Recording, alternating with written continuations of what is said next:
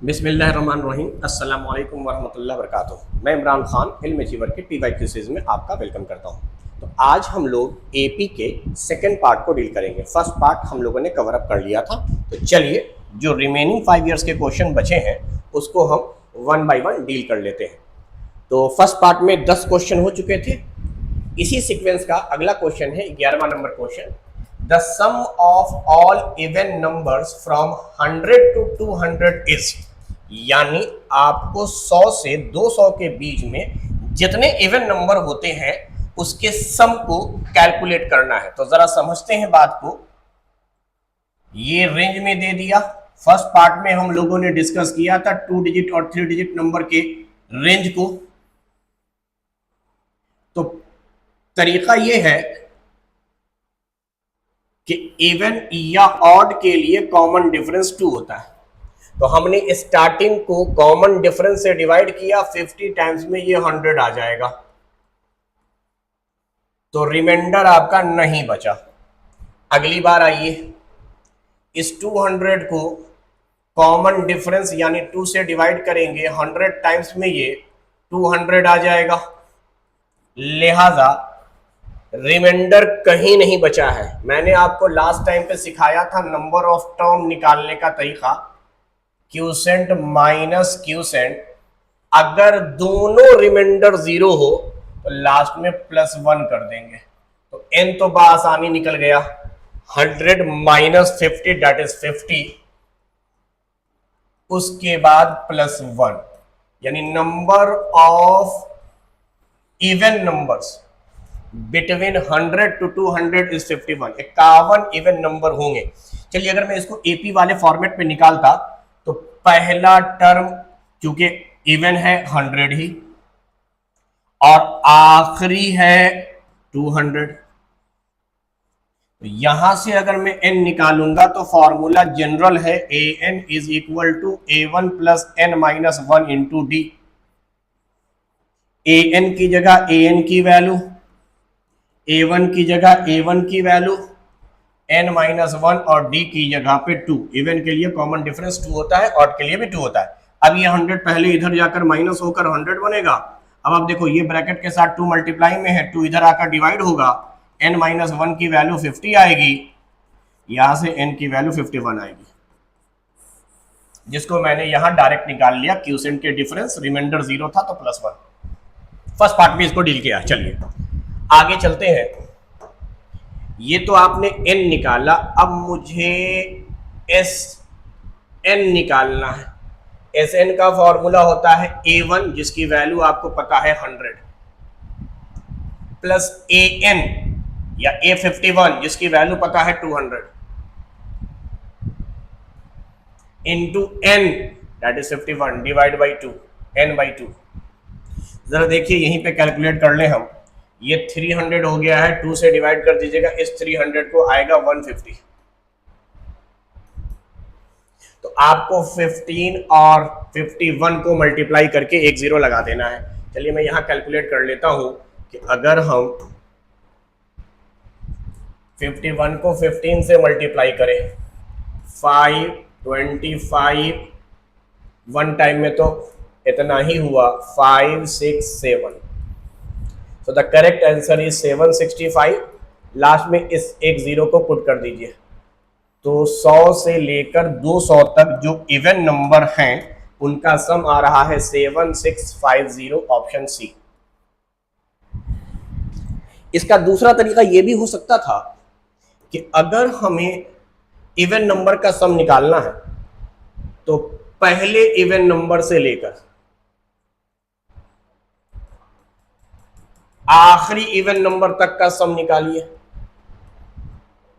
अच्छा, फर्स्ट से लेकर लास्ट तक इवन नंबर के सम निकालने का फॉर्मूला होता है n into n plus 1। First से लेकर लास्ट इवन नंबर तक।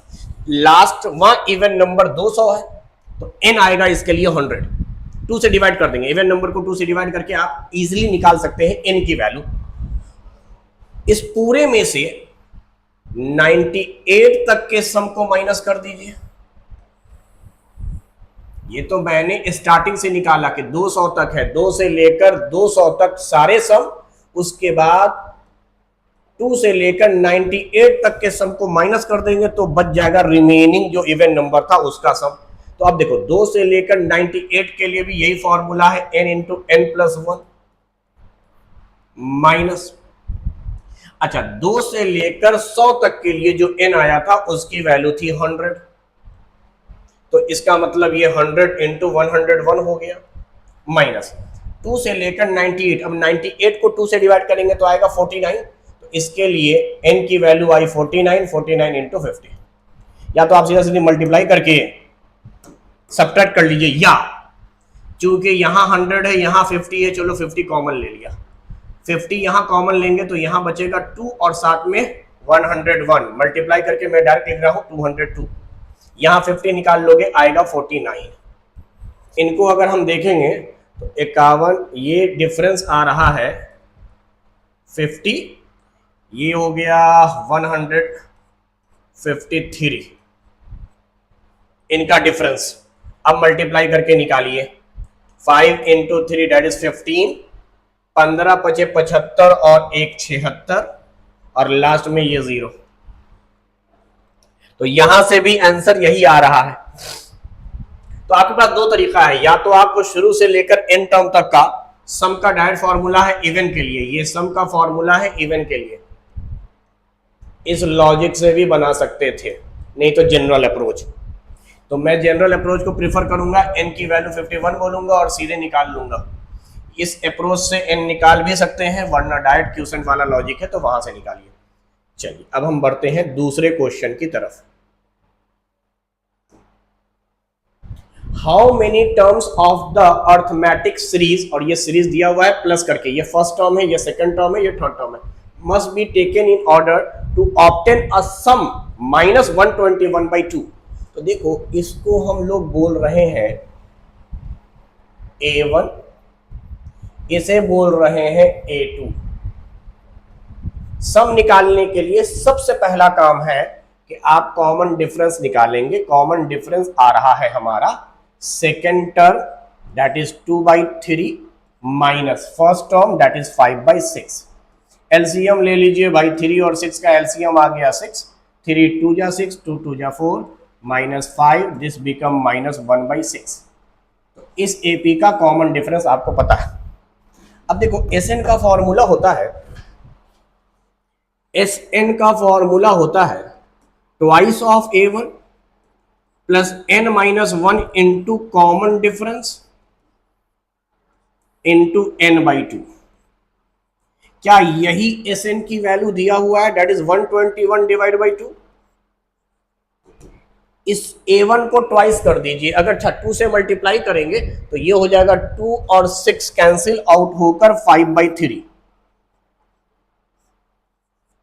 n तो निकालना ही है भाई, तो n को n ही रहने देते हैं। कॉमन डिफरेंस अभी निकाला है माइनस 1/6 और n/2। अच्छा ये पूरे ब्रैकेट के साथ ये n/2 मल्टीप्लाई में था, तो इधर का ये 2 इधर का ये 2 कैंसिल आउट। अब आपको कैलकुलेशन कर लेना है और कुछ नहीं। चलिए यहां हम 121 ही रहने देते हैं माइनस में। इसको अगर हम सॉल्व करेंगे तो ये आएगा 5/3 plus n minus 1/6 minus n/6, और ये minus into minus plus 1/6 into n। चलिए अगर हम एलसीएम लें इसका तो ये तो आ गया है 6, 3 2 तो 5 2 10 हो गया, minus n plus 1 into n। अब देखिए क्या इस 6 को उठाकर इधर ले जाए तो मल्टीप्लाई हो जाए, तो इसका मतलब 726 आ गया। यहां पे 10 और 1 प्लस में है दैट इज 11, और बाद में n से मल्टीप्लाई होकर 11n minus n square. Quadratic equation में इसको हम कन्वर्ट कर लेते हैं भाई, कि माइनस n स्क्वायर इधर आकर हो गया प्लस n स्क्वायर, और ये प्लस 11n इधर आकर हो गया minus 11n, -726 is equal to 0। This is your quadratic equation. इसको सॉल्व करेंगे तो n की वैल्यू आएगी, n ही पूछा गया है, नंबर ऑफ टर्म। चलिए हम मिडिल टर्म स्प्लिटिंग मेथड से इसको अगर सॉल्व करना चाहें तो a और c का प्रोडक्ट आ रहा है 726, वो भी माइनस में। माइनस बता रहा है कि मुझे, ये माइनस है ये प्लस है, इनका प्रोडक्ट माइनस में आएगा। माइनस बता रहा है मुझे दो नंबर यहाँ ऐसे लेने हैं जिनके साइन अपोजिट होंगे। निगेटिव मतलब अपोजिट साइन, एक प्लस में एक माइनस में। चलिए ये मुझे लग रहा है 2 से कट जाएगा, 36 दूनी 72 और 7 में 2 तिया 6। अब ये 3 से कट रहा है, 3 से काटिए 121, तो ये 11 का आ गया। अच्छा मुझे लाना है अपोजिट साइन के साथ बीच का टर्म 11, तो वो 33 और 32 पर मुमकिन है, यानी मिडिल टर्म आने वाला है -33n + 22n। देखो यहीं से आंसर आ गया। मैंने कहा था मिडिल टर्म जो भी न्यूमेरिकल वैल्यू हो, मिडिल टर्म जो भी, जैसे ये -33 है और +22 है, तो n की वैल्यू होती है, मिडिल टर्म में जो भी आपने न्यूमेरिकल वैल्यू लिखा है उसका साइन चेंज करके a से डिवाइड कीजिए। तो -33 साइन चेंज करने पे +33 a से डिवाइड किया यानी 1, 33 आंसर आना चाहिए। बाकी सॉल्व कर लेंगे, अगर हम सॉल्व करना चाहें तो कर लेंगे। फर्स्ट टर्म को एज इट इज उतार दीजिए, लास्ट टर्म को एज इट इज उतार दीजिए। अब यहां से कॉमन ले लेंगे n, तो दिस इज कॉल्ड n - 33। यहां से कॉमन निकल जाएगा 22, तो n माइनस, अब देखो ये 22 निकल गया था, 33 ही रहा। इन्हीं का प्रोडक्ट आ रहा था 726। अब यहां से दोनों तरफ n - 33 कॉमन है। n - 33 को अगर आप कॉमन लीजिएगा तो यहाँ बच जाएगा n + 22 इज इक्वल टू 0। अब क्वाड्रेटिक का एक बेसिक कॉन्सेप्ट है, या तो ये ब्रैकेट 0 रहा होगा, 0 से ये मल्टीप्लाई होकर 0 आया होगा, या ये ब्रैकेट, इनमें से कोई एक ब्रैकेट तो डेफिनेटली 0 रहा होगा, तभी ये पॉसिबल है सिचुएशन। तो अगर हम लोग n - 33 बराबर 0 एज्यूम करें तो एक बार n की वैल्यू आई 33, और अगली बार अगर हम एज्यूम करें 0 तो n की वैल्यू आई -22। n कभी नंबर ऑफ टर्म है, निगेटिव में नहीं आ सकता। n हमेशा नेचुरल नंबर होता है। नेचुरल नंबर ना तो नंबर ऑफ टर्म फ्रैक्शन में आएगा, डेसिमल में आएगा, ना निगेटिव में आएगा, हमेशा एक नेचुरल नंबर आएगा। तो नंबर ऑफ टर्म निकालने का ये तरीका है, जनरल अप्रोच है। ऑप्शन पुट करके भी बना सकते हैं, जैसे आपने कोई इक्वेशन लाया, अब यहीं पर n की वैल्यू पुट कर दीजिए, या यहीं पे शुरू में n की वैल्यू पुट करके देखिए इक्वेशन कहाँ पे सेटिस्फाइड हो रहा है। मैं तो खैर पूरा सॉल्व करके इसको बता रहा हूँ, लेकिन टाइम बचाने का एक तरीका ये भी है कि n ही पूछा गया है, तो आप ऑप्शन में सारी वैल्यू पता थी, n रखकर देखिए कहाँ पे इक्वेशन सेटिस्फाइड हो रहा है। यूनिट डिजिट से भी बना सकते हैं, क्योंकि इसके सारे यूनिट डिजिट अलग अलग है, तो यूनिट डिजिट से बनाना आसान होता है। चलिए आगे हम बढ़ते हैं नेक्स्ट क्वेश्चन की तरफ। The sum of all multiple of 7 between 0 and 500, 0 और 500 के बीच में, फिर से रेंज का सवाल आ गया, तो नंबर ऑफ टर्म यहां से हम लोग निकालेंगे। 0 to 500 के बीच में कितने ऐसे नंबर हैं जो 7 के मल्टीपल हैं, यानी कॉमन डिफरेंस 7 है। तो आप एक बार 0 को 7 से डिवाइड कीजिए भाई, 0 टाइम में डिवाइड होगा, रिमाइंडर चलिए नहीं बचा। 500 को कीजिए, 7 7 जा 49, 110, 7 1 जा 7, रिमाइंडर बच गया 3। इसका मतलब अगर रिमाइंडर बच गया है तो n तो आप इजीली निकाल सकते थे, बड़े क्यूसेंट में से छोटा क्यूसेंट माइनस कर दीजिए, नंबर ऑफ टर्म आ गया n। जनरल मेथड से भी बना सकते थे। हमको सम चाहिए तो हम पहला टर्म निकाल लेते हैं। पहला टर्म आएगा आपका 7, 0 और 500 के बीच में, यानी 0 के ठीक बाद 7 ही 7 का पहला मल्टीपल है, और ये 3 एक्स्ट्रा बचा है, तो आखिरी बोले तो 71वां, इसको n भी मान सकते हैं, an मान सकते हैं, l मान सकते हैं, इसकी वैल्यू आ रही है, ये 3 रिमाइंडर एक्स्ट्रा होता है, रिमाइंडर जो बचा है, तो यहां से 3 माइनस कर देंगे तो दिस बिकम 497। अब चलिए हम इसको निकालना चाह रहे हैं S71 की वैल्यू, जो होती है A1 plus a n into n by two, एन है आपका 71 डिवाइड बाई 2। इनको पहले ऐड करो जरा, तो अगर 3 इनको दे दोगे तो ये हो जाएगा 504, 504 हो गया ये इनका सम। अब इसको काट दो 2 से, 252 को अगर हम 71 से करेंगे, देखो यूनिट डिजिट की मैं बात कर रहा था, यहाँ सारी यूनिट डिजिट अलग है, 6 है, 3 है, 4 है, 2 है, तो इसका यूनिट डिजिट है 2, इसका यूनिट डिजिट है 1, इनका प्रोडक्ट करोगे 2 into 1 2, this is the answer. बाकी करके देख लेंगे। 252 को 71 से आप मल्टीप्लाई कीजिए, एग्जैक्ट आंसर आएगा। 1 टाइम में तो ये यही रहेगा 252। 7 का मतलब हो गया 7 दूनी 14, हाथ में रहा 1, 25 सते 175 और 1 176। 2 5 4 9 6 2 8 7 1, यानी 17892, 17892, दिस इज द आंसर। हमने यहाँ पे n डायरेक्ट निकाल दिया है। फिर वही बेसिक कॉन्सेप्ट कि सर अगर आपको क्यूसेंट न घटाना होता तो आप ए एन ऐसे निकालते, एन की वैल्यू ऐसे निकालते, A N is equal to A one plus N minus 1 into D. तो ए एन की वैल्यू आपकी है 497, लास्ट टर्म पता था। फर्स्ट टर्म की वैल्यू है 7 प्लस एन माइनस 1 डी की वैल्यू भी है 7। चलिए इस 7 को इधर लाकर सब्ट्रैक्ट करेंगे, 490 बचेगा, फिर इस 7 से डिवाइड कर देंगे, इधर बचेगा n माइनस 1 70, और इस माइनस 1 को इधर लाकर प्लस 1 71। तो आप ऐसे क्यूसेंट को घटाकर या तो डायरेक्ट निकाल लो n, यहीं तो इस तरह सॉल्व करके n निकालो। बस क्यूसेंट वाले में याद रखना है, अगर दोनों रिमाइंडर 0 रहता है, मतलब पूरा पूरा कट जाता है, तब 1 करते हैं। एक भी रिमाइंडर अगर बच गया, दोनों बच जाए, कोई एक बच जाए, तो सीधे क्वेश्चन को घटाते हैं, 1 ऐड नहीं करते हैं। चलिए नेक्स्ट क्वेश्चन की तरफ चलते हैं। How many terms of AP must be taken so that their sum is 78। देखिए फिर वही सवाल जो इससे पहले हम लोगों ने देखा था। ये एपी है तो इसको हम बोलेंगे फर्स्ट टर्म, इसको बोलेंगे सेकंड टर्म। सेकंड टर्म में से फर्स्ट टर्म माइनस कर देंगे तो 21 में से 24 माइनस कर दीजिएगा, कॉमन डिफरेंस -3 आएगा। एस एन की वैल्यू दिया हुआ है 78, एस एन लास्ट टर्म चूंकि दिया नहीं है इसीलिए हम ये वाला फॉर्मूला अप्लाई करेंगे, twice of a1 plus n minus 1 into D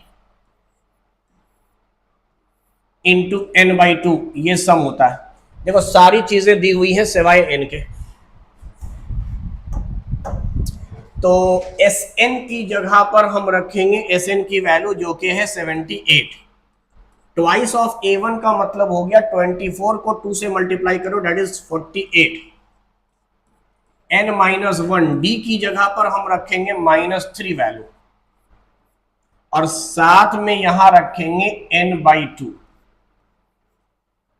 देखो मैंने लास्ट टाइम पे बोला था कि आप ऑप्शन से n की वैल्यू रख सकते हैं, रखकर देख लेते हैं इक्वेशन सेटिस्फाइड हो रहा है कि नहीं हो रहा है। तो पहले देखो इस 2 को इधर ले जाओगे तो ये मल्टीप्लाई हो जाएगा, चलो उस पर आएंगे, मल्टीप्लाई को बाद में सोचेंगे। मल्टीप्लाई करोगे तो ये डबल हो जाएगा। मैं यहीं पर n की वैल्यू जरा सोचता हूं कि देख रहा हूं इतना आ रहा कि नहीं आ रहा, बाकी मैं सॉल्व भी करूंगा। तो यहां 2 ऑप्शन है, पहले ऑप्शन में 4 है, दूसरे ऑप्शन में 13 है, तीसरे में बोथ है। एक बार मैं n की जगह 4 रखकर सोचता हूं, तो अगर मैंने यहां 4 रखा तो 4 माइनस 1 दैट इज 3 और ये है -3 -9, 48 माइनस 9 दैट इज 39। और यहां n की जगह पर आपको बोला गया है 4 रखने के लिए, डिवाइड बाई 2। जरा देख लो 39 का दोगुना करने पे 78 आता है, यानी 4 तो है, 4 रखने पर इक्वेशन सेटिस्फाइड हो रहा है। अब 13 रखकर n की जगह देखें, अगर 13 पर नहीं हुआ तो 4 ही है, और 13 पर भी हो गया तो बोथ है, क्योंकि 4 तो कंफर्म हो चुका है। अब देखो अगर मैं n की जगह पे 13 रखता हूं, 13 माइनस 1 दैट इज 12, प्लस में है 12 और माइनस में है 3 यानी -36। 48 प्लस में है और माइनस में है 36 यानी 12। और यहां पे आप n की जगह पे रख रहे हैं 30 डिवाइड बाई 2, 13 छक्के 78। यानी हकीकत ये है कि 13 रखने पर भी इक्वेशन सेटिस्फाइड हो गया, लिहाजा both is the correct answer. बाकी अब बनाने का तरीका तो वो तो आसान है, इस 2 से इसको मल्टीप्लाई कर दोगे तो 8 दूनी 16, हाथ में रहा 1, 14 और 1 15, 156। चलो यहाँ आते हैं, ये हो गया 48 plus n minus 3n plus into minus -1 और फिर minus that is plus 3 into n। चलिए ये 48 और 3 जुड़ के हो गया 51 और आगे मल्टीप्लाई में n था -3 इन n into n that is n square और यहाँ है 156। यहाँ के बाद हम इसको सॉल्व कर लेते हैं। चलिए ये बताइए, इस -3n स्क्वायर को उधर ले जाएंगे तो क्या +3n स्क्वायर हो जाएगा, और ये 51 उधर जाकर -51n हो जाएगा और उधर 156 रहेगा ही। अच्छा इसको हम चाहें तो रिड्यूस कर सकते हैं 3 कॉमन लेकर, ये 3 से पूरा कट रहा है तो 3 से काटने के बाद इसको रिड्यूस करके लिखोगे तो ये आवेगा n स्क्वायर -17n और 3 अगर कॉमन ले लोगे तो ये आवेगा 52। अब हम a और c का प्रोडक्ट निकालेंगे तो प्लस में आवेगा 52, प्लस में आवेगा 52। साफ दिख रहा है मुझे, 13 चौके 52, प्लस का मतलब सेम साइन। तो यहां -17 है तो आप रखोगे -13n -4n। अभी सिखाया था क्वाड्रेटिक इक्वेशन के अंदर, अगर आप मिडिल टर्म का साइन जानते हैं और वैल्यू जानते हैं तो साइन चेंज कर दीजिए। तो n की वैल्यू अगर मैं यहाँ मिडिल टर्म से डायरेक्ट निकालूं तो -13 का साइन चेंज करूंगा +13 डिवाइड बाई a की वैल्यू 1 है यानी +13 और +13 पॉसिबल है n। फिर -4 का साइन चेंज करूंगा तो +4 और डिवाइड कर दूंगा a से, यानी 13 और 4 दोनों आंसर है। बाकी तुम निकालो, फैक्टराइजेशन मेथड से तुम निकालोगे तो you will get same result, और वो रिजल्ट ये है, इनमें से कॉमन निकाल लो बेटा तो n निकल गया दैट इज n -13, यहाँ से 4 कॉमन निकल गया माइनस में तो n -13 इज इक्वल टू 0। यहाँ से ज़रा देखा जाए n -13 की वैल्यू कॉमन निकाल लिया तो यहाँ पर बचा n -4। चलो n -13 को अगर 0 के बराबर किया है तो n की वैल्यू आ गई 13, इसको किया तो आ गया 4।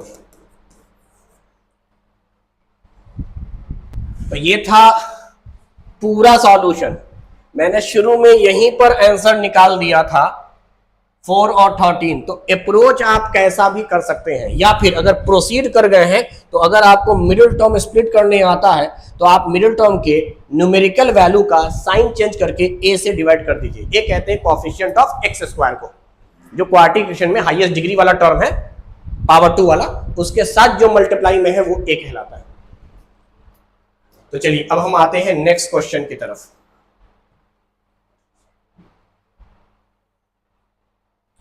इफ log बेस है 10 to log 10 base 2x minus 1 and log 10 to the power x plus 3 are 3 consecutive term of an arithmetic progression, then x की वैल्यू डिटरमाइन करनी है।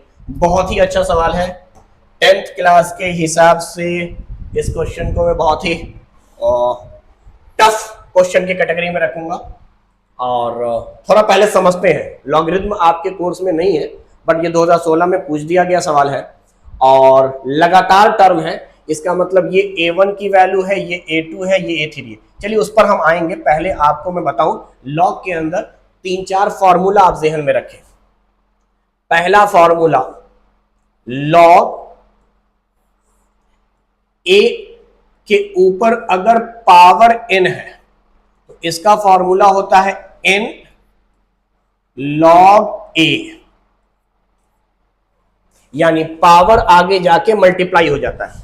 अच्छा लॉग जो है वो एक तरह का मैथमेटिकल ऑपरेशन है, जैसे स्क्वायर होता है, क्यूब होता है, मल्टीप्लाई डिवाइड होता है, वैसे ही एक लॉगरिथम या लॉग कहा जाए मैथमेटिकल ऑपरेशन है।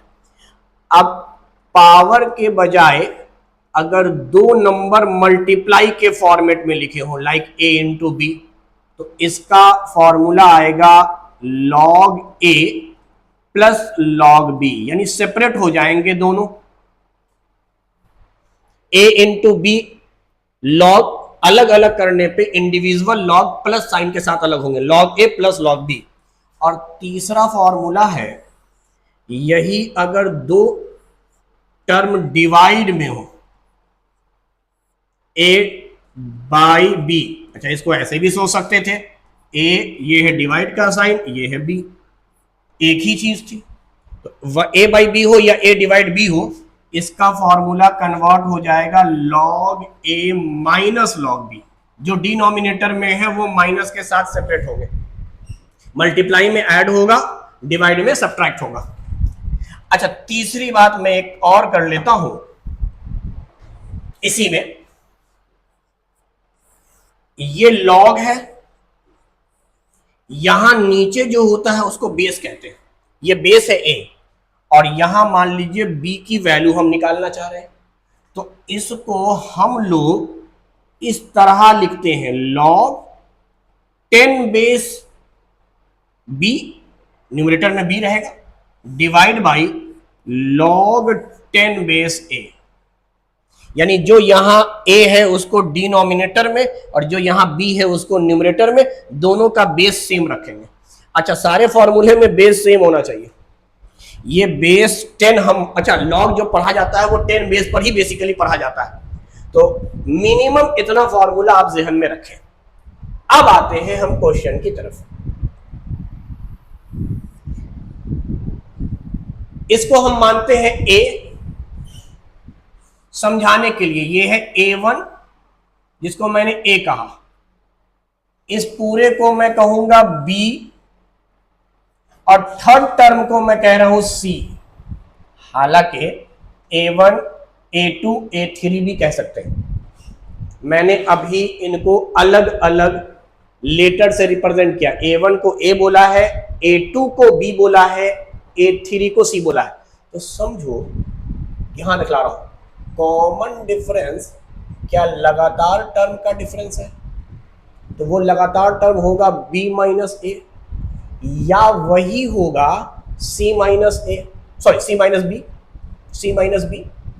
तो अगर कॉमन डिफरेंस सेम है, जो कि एपी की प्रॉपर्टी है, एपी के अंदर अगर लगातार टर्म पता हो तो आप दो लगातार टर्म को सब्ट्रैक्ट करके कॉमन डिफरेंस निकाल लेंगे। तो यहां से सोचो, क्या ये माइनस बी इधर आकर प्लस बी और प्लस बी 2b हो गया, और ये एक माइनस से उधर जाकर प्लस हो गया।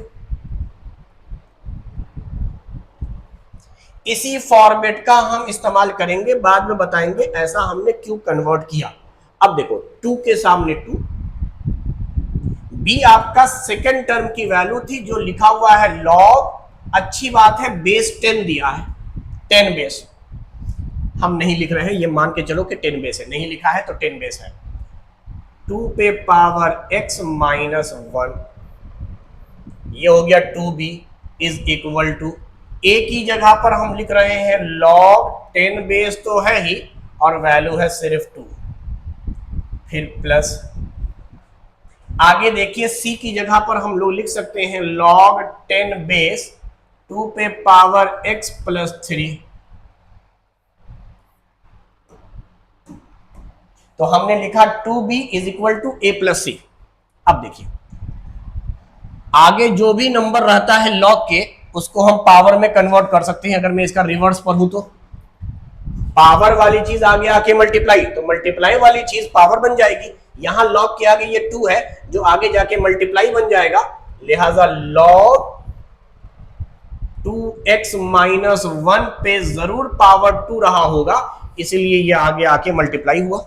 सिमिलरली यहां दो सेपरेट लॉग प्लस साइन के साथ सेपरेटेड हुए हैं, तो इसका मतलब अगर मैं इनको एक साथ लिखूं तो जरूर ये आपस में मल्टीप्लाई हुए होंगे।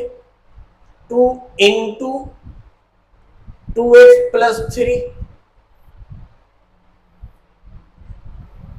यही है log a into b, separate हुआ log a plus log b, ये वाला फॉर्मूला।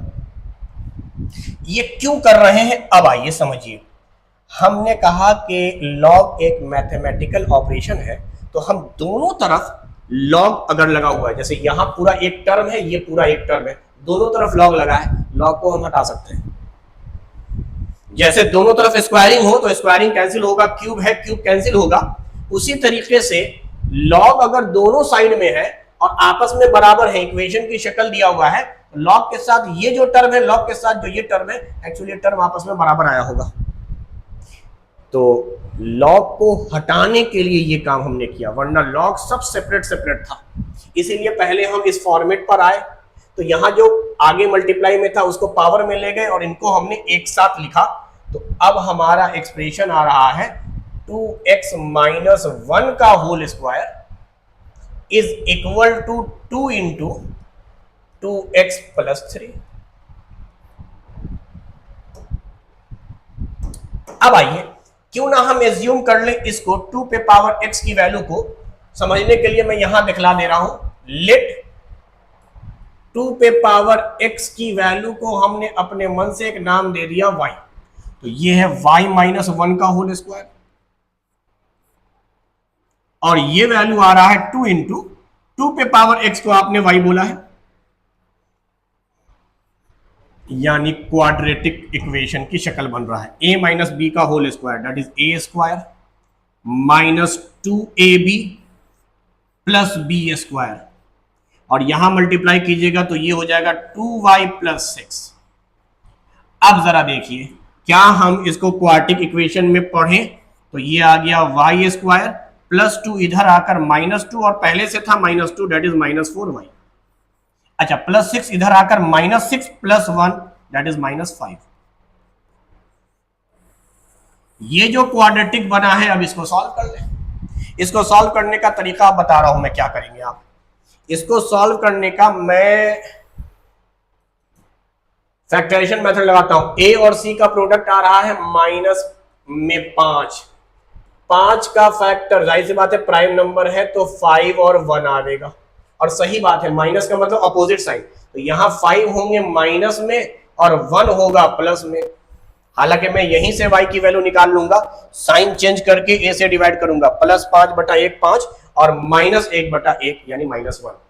अगर पूरा निकालना चाह रहे हैं तो फिर वही कहानी, y square minus 5y plus 1y यानी y minus 5 is equal to 0।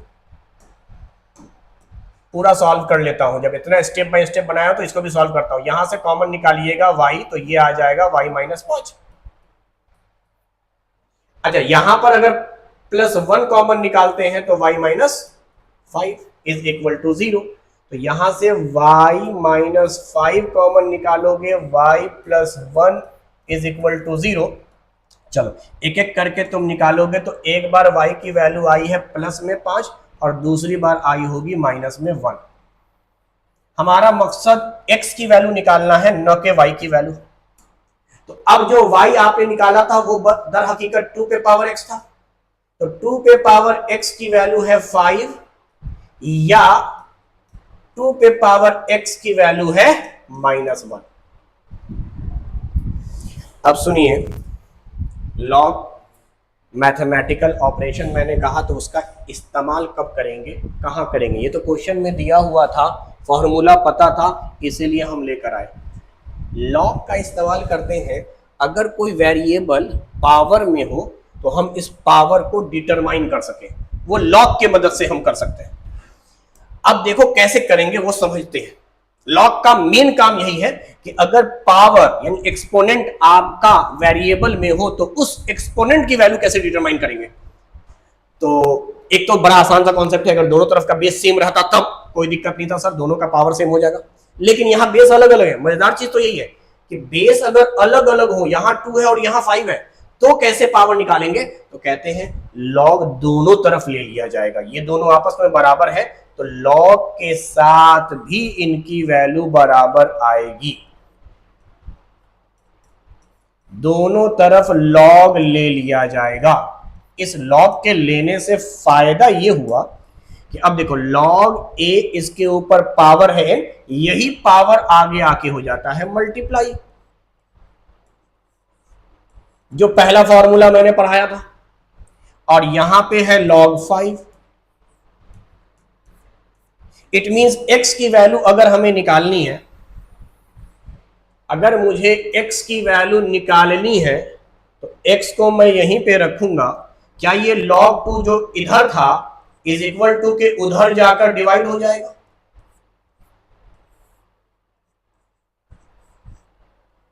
देखो, दो सेपरेट लॉग डिवाइड हुए हैं, ये फॉर्मूले में कंफ्यूज मत हो गए। यहां एक कॉमन लॉग था और ये दोनों आपस में डिवाइड हुए थे, इसीलिए अलग करने पे सब्ट्रैक्ट हुए। लेकिन अगर log a divide by log b हो तो लाइक दिस, तो हम लोग क्या कह सकते हैं, यहां बेस 10 रहा होगा, log 10 बेस log 10, इसको क्या हम लोग ऐसे लिखेंगे, log, इस बार बेस आ जाएगा 2 और 5। This is the value of x जो निकालने को कहा था। तो x की वैल्यू 0 नहीं, x की वैल्यू 1 नहीं, log बेस 10 है नहीं, बेस 2 है और आगे 2 है नहीं, 5 है, log बेस 2 5, सही आंसर ऑप्शन सी है। तो मैंने पहले ही कहा 10th स्टैंडर्ड के हिसाब से ये क्वेश्चंस हार्ड कैटेगरी में है, टफ क्वेश्चन है, मुश्किल सवाल था, 2016 में पूछ लिया गया है एएमयू ने। लेकिन अगर लॉग का आपको बेसिक कॉन्सेप्ट पता है तो क्वेश्चंस पे आप अप्रोच करके पहुंच सकते हैं। बहुत ही अच्छा सवाल है, समझिए, इसीलिए मैंने शुरू में बेसिक फॉर्मूले पढ़ाए। लेकिन जाहिर सी बात है एक क्लास में मुमकिन नहीं है कि सारे कॉन्सेप्ट समझ में आ जाएं, तो इसकी प्रैक्टिस करेंगे, देखेंगे। बाकी मैं रेगुलर क्लास में अपने स्टूडेंट को पढ़ाता ही हूँ, तो अपने स्टूडेंट जो है वो तो लॉग पूरा पढ़ चुके हैं, बल्कि नेचुरल लॉग भी पढ़ाया है, लॉग बेस ई भी पढ़ाया है। तो चलिए उस पर हम ज़्यादा डिस्कस नहीं करेंगे, ये क्वेश्चन टफ है, टफ के लेवल पे क्वेश्चन को डील कर रहे हैं। तो हम लोग अब नेक्स्ट क्वेश्चन की तरफ चलते हैं।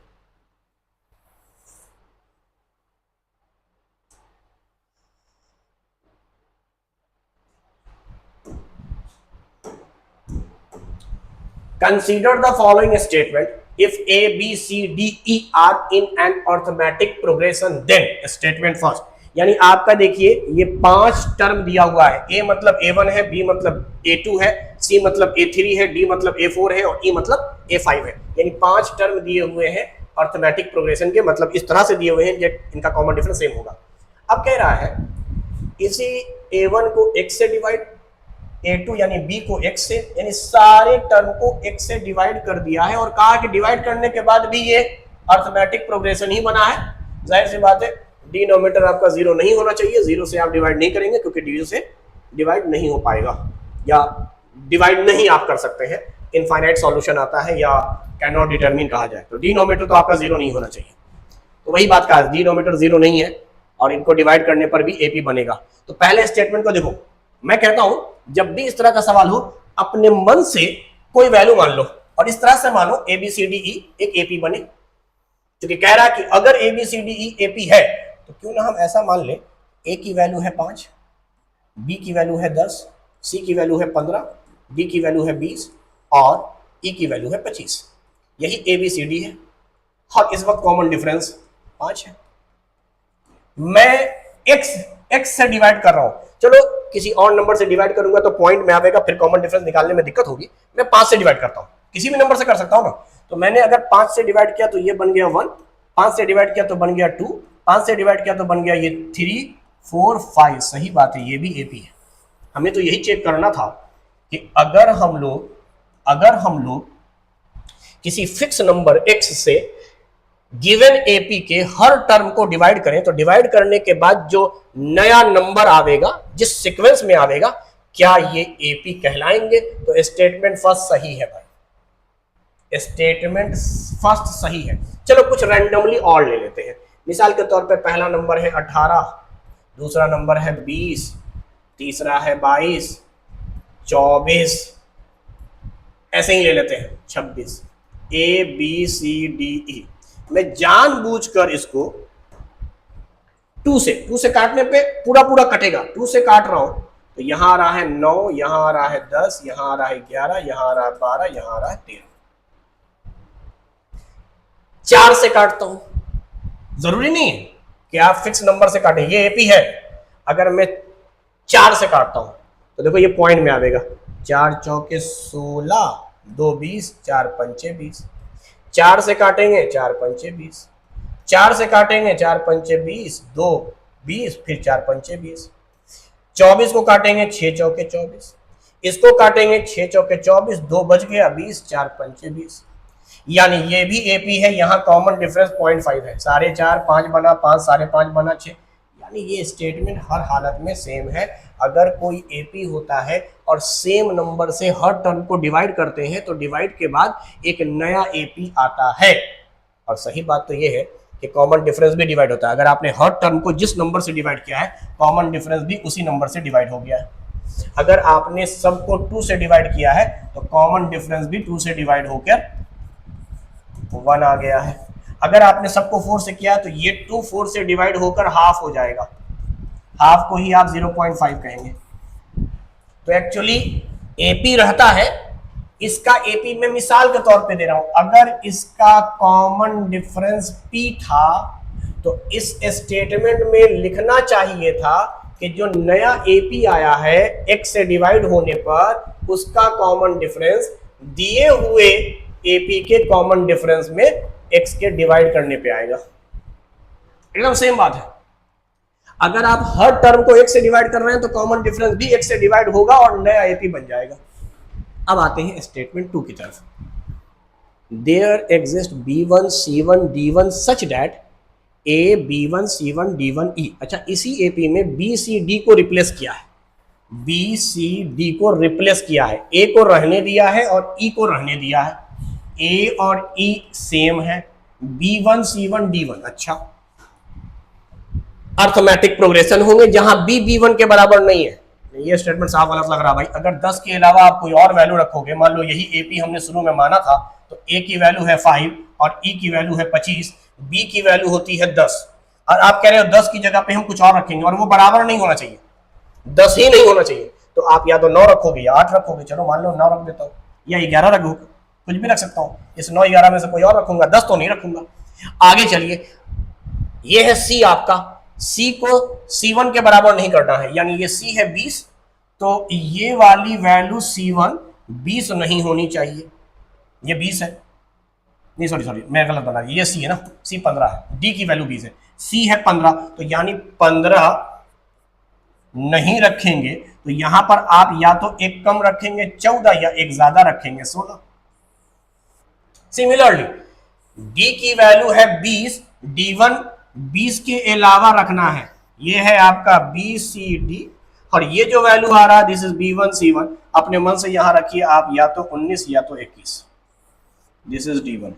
अब जरा देखते हैं, यहां पे डिफरेंस है 4 का, यहां पे डिफरेंस है 5 का, यहां पे डिफरेंस 5 का, यहां पे डिफरेंस 6 का।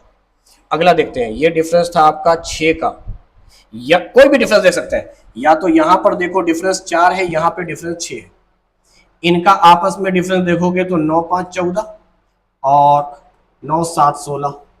यहां से देखोगे डिफरेंस मतलब नहीं आ रहा, कुल मिलाकर देखो यहां पर 11 और 14 है, डिफरेंस 3 का आ रहा। अगर यही पैटर्न में चलेंगे तो डिफरेंस आ जाएगा 11 5 16।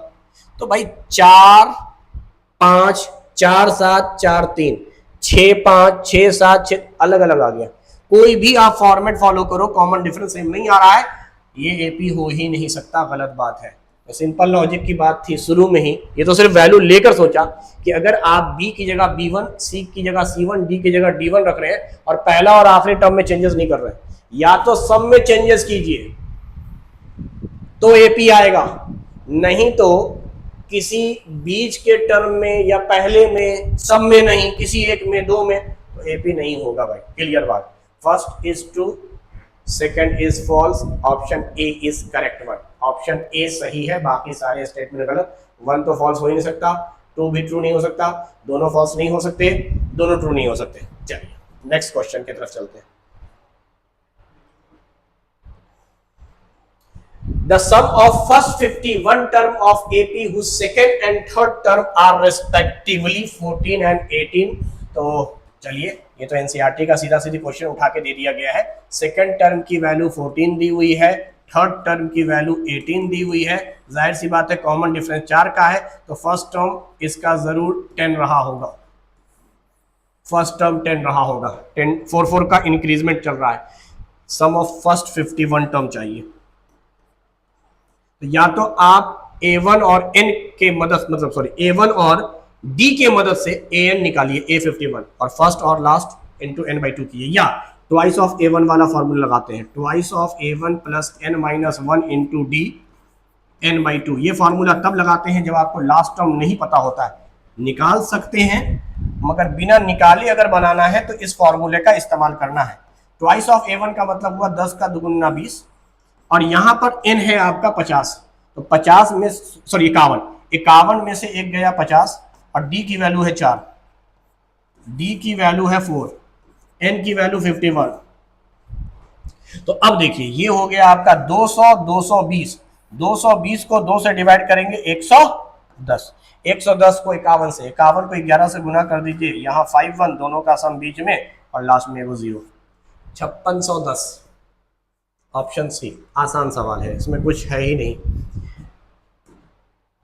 आगे बढ़िए। The 20th term from last of, अच्छा ये एपी दिया हुआ है और लास्ट से 20वें टर्म की वैल्यू डिटरमाइन करनी है। तो मैंने आपको ये सिखा रखा है, कोई एपी है जिसका पहला टर्म, दूसरा टर्म, तीसरा दिया है और फिर आखिरी टर्म दिया है, दैट इज 253। सही बात है, अगर यहां से आप सोचोगे इस ऑर्डर में तो कॉमन डिफरेंस हो जाएगा 8 माइनस 3 यानी 5। ये तब है जब आप इस ऑर्डर में चल रहे हैं, A1 A2 A3, इसको AN मान रहे हैं। समझाने के लिए लिख दे रहा हूं मैं, ये है फर्स्ट टर्म, ये है सेकंड टर्म, ये है थर्ड टर्म, ये है लास्ट टर्म। 20वां टर्म इधर से कहीं पर आएगा, ये है A20, लेकिन इधर से 20 नहीं बोल रहा है, इधर से बोल रहा है। इधर से पता नहीं 20वां टर्म यही है या कोई और है। तो हम लोग एक काम ये करते हैं, इसका बड़ा आसान सा सिस्टम ये है कि हम यहां से काउंट करना शुरू करेंगे, इसको बोलेंगे A1 और यहां से निकालेंगे 20वां टर्म,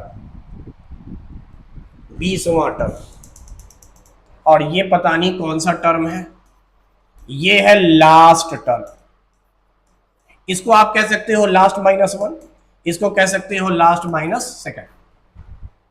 तो ये A1 से A20वां निकालने जा रहे हैं। अच्छा, इधर से जब आप चल रहे हैं, इस फॉर्मेट में जब आप चलेंगे तो कॉमन डिफरेंस सीधे रिवर्स हो जाता है। या तो ये समझे, या दूसरा लॉजिक सोचिए कि अब लगातार टर्म यही दोनों है, बाद माइनस फर्स्ट, 3 माइनस 8 -5 होता है।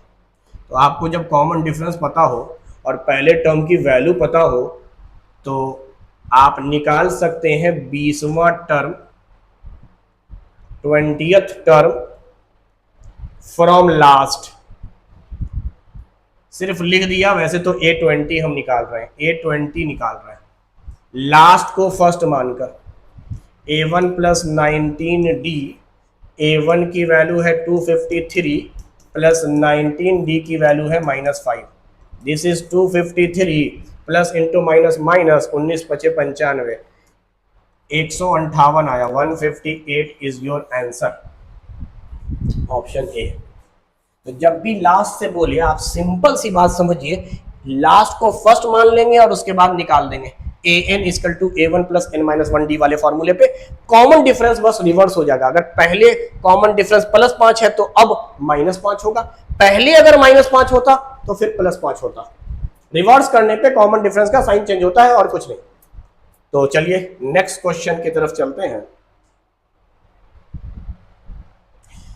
चलिए, मेरे ख्याल से एपी के अंदर लास्ट 10 ईयर्स के क्वेश्चंस हमने 2 पार्ट में डिस्कस कर लिए, जिसमें लॉग वाले क्वेश्चन को मैं बड़ा हाईली रेट करूंगा और उसको आप 2 से 3 बार देखिएगा, बाकी नहीं समझ में आएगा तो डिस्कस कीजिएगा। चलिए आज के लिए इतना ही, थैंक यू वेरी मच।